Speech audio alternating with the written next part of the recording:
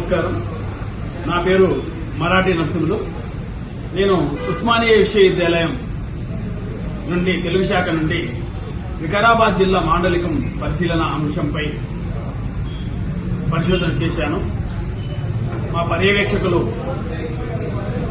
సురారం ప్రతాప్ రెడ్డి తెలుగు విశ్వవిద్యాలయం vice chancellor ఉపాధ్యక్షులు ఆచార్య వెల్దండి మిత్రేంద్రరావు గారు.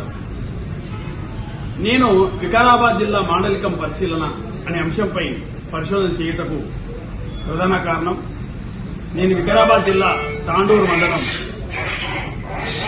నారాయణపూర్ గ్రామ నివాసిని. అయితే నేను చిన్నప్పటి నుంచి ఇక్కడి భాషను పరిశీలిస్తున్నా. భాష మీద మక్కువ ఎక్కువతో హైదరాబాద్ కేంద్రీయ విశ్వవిద్యాలయంలో ఎంఏ తెలుగు చదివేటప్పుడే ఆచార్య కెకే రంగనాథాచార్యులు గారు నాకు మాండలికాలపైన ఆసక్తి కలిగించారు. అప్పుడు భాష మీద పరిశోధన చేయాలని ఆనాడే అనుకున్నాను. మానవుడికి ఉన్నటువంటి అమూల్యమైన శక్తి భాష మాట్లాడగలదు. భాష మాట్లాడగలిగిన మానవేతర ప్రాణి ఎట్లా లేదో భాష మాట్లాడలేని మానవుడు లేదు. మెదడులో గాని ముఖయంత్రంలో గాని లోపం ఉన్నారు తప్ప ప్రతి మానవుడికి భాష మాట్లాడే శక్తి పుట్టుకతో వస్తుంది.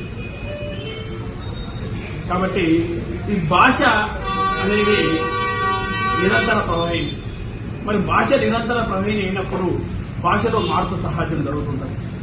కాబట్టి భాషలో ఎటువంటి మార్పులు జరుగుతున్నాయని నేను గమనిస్తే ఈ మాండలికాల మీద పరిశోధన చేసినప్పుడు నాకు అర్థమైంది ఏంటంటే వ్యక్తికి ప్రాంతానికి